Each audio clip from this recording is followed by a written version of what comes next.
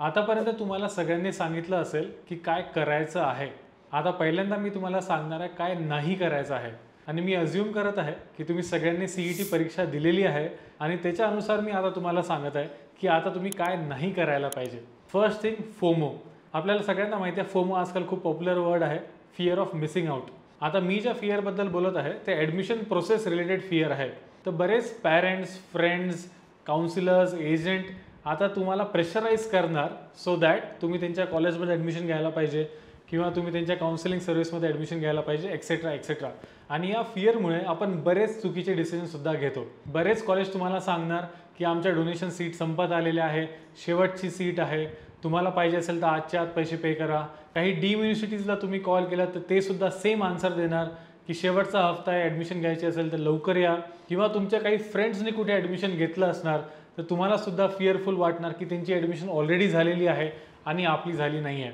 So the first thing is की we should not worry about any fear regarding admission process. मागचे 2 वर्ष तुम्ही बराच अभ्यास केला आहे, सीईटी परीक्षा, JEE परीक्षा, बऱ्याच परीक्षा दिल्या आहे आणि यांचा फुल अँड फायनल रिझल्ट यायच्या आधीच तुम्ही कुठेतरी ॲडमिशन घेत आहे कारण की फिअर लोकांनी तुमच्या मनात घातलेलं आहे. हे खूप चुकीची गोष्ट आहे. डोंट वरी अबाउट एनिथिंग, कारण की ॲडमिशन प्रोसेस अजून सुरू व्हायचीच आहे. याच्यानंतर 4 महिने 5 महिने ॲडमिशन प्रोसेस चालणार आहे आणि इव्हेंच्युअली तुम्हाला काहीतरी चांगलं कॉलेज मिळणार आहे. तर फिअर ऑफ अननोनमुळे कुठेतरी ॲडमिशन घेण्यात काहीच अर्थ नाही आहे. सेकंड गोष्ट जी तुम्ही नाही करायला पाहिजे ती आहे कुठल्याही डीम युनिव्हर्सिटीमध्ये ॲडमिशन घेणे.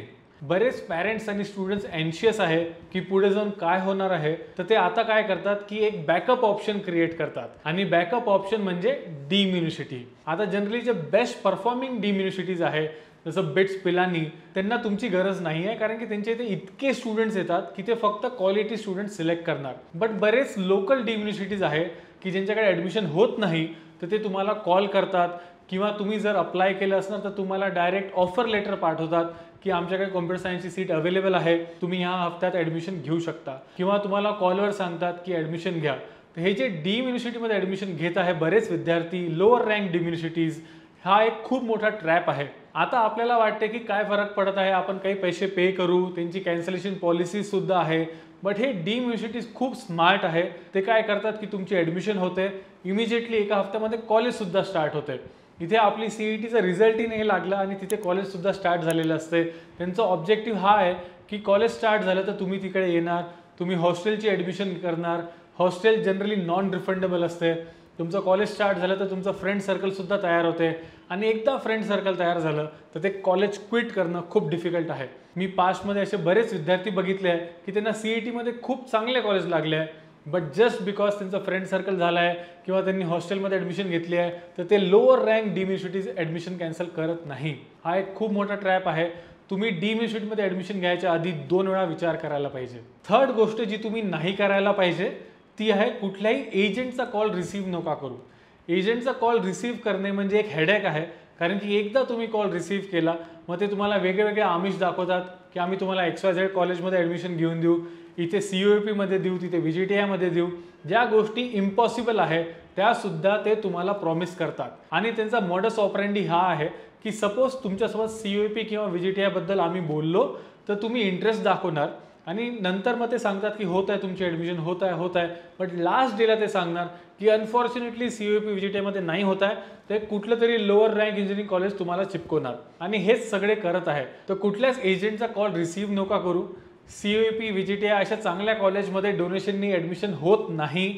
चुकीचे फेक डॉक्युमेंट्स करून होऊ शकते ते तुमची ॲडमिशन करणार, बट पुढे जाऊन तुमची ॲडमिशनसुद्धा कॅन्सल होऊ शकते. आम्ही एक डेडिकेटेड NRI CIWची व्हिडिओ सिरीज बनवत आहे, तर तुम्ही या चॅनलला नक्की सबस्क्राईब करा सो दॅट तुम्हाला माहिती पडेल की याच्यामध्ये कसे चुकीचे ॲडमिशन होत आहे आणि कशा प्रकारे तुम्ही एथिकली याच्यात ॲडमिशन घेऊ शकता without paying any donation. Finally मला तुम्हाला काही माझे golden principles of admission counselling सांगायचे आहे. फर्स्ट आहे पेशन्स. ज्याच्याकडे सगळ्यात जास्ती पेशन्स त्याला सगळ्यात चांगलं कॉलेज लागणार. Second, best utilisation of the admission process. आपल्या ॲडमिशन प्रोसेसमध्ये बरेच ऑप्शन्स आहे, CAP rounds, non CAP rounds, NRI seats, CIWची सीट्स एक्सेट्रा एक्सेट्रा. ह्या सगळ्या प्रोसेसचं नॉलेज तुम्हाला असलं तर तुम्ही मॅक्झिमम बेनिफिट घेऊ शकता ह्या प्रोसेसचा. ह्या 2 गोष्टी इतक्या इम्पॉर्टंट आहे की ह्या नसल्या तर खूप अपॉर्च्युनिटीज आपण मिस करू शकतो किंवा बरेच लोक आपल्याला स्कॅमसुद्धा करू शकतात। सपोज तुम्हाला ॲडमिशन प्रोसेसचं नॉलेज नसेल तर तुम्ही नक्कीच आमच्या यूट्यूब चॅनलला सबस्क्राईब करू शकता आणि इथे बरेच व्हिडिओज तुम्हाला मिळणार ज्याच्यात आम्ही ॲडमिशन प्रोसेसच्या वेगवेगळ्या पॉईंट्सवर डिटेलमध्ये डिस्कशन केलेलं आहे। हा एक छोटा व्हिडिओ होता ज्याच्यात मला तुम्हाला ह्या सगळ्या गोष्टी एक्सप्लेन करायच्या होत्या। प्लीज सबस्क्राईब करा आमच्या चॅनलला आणि आमचा एक फ्री ॲप आहे ज्याच्यात तुम्ही सगळ्या कॉलेजेसचे कट ऑफ सुद्धा चेक करू शकता, तर तो सुद्धा नक्की डाउनलोड करा। See you again in the next video. Thank you.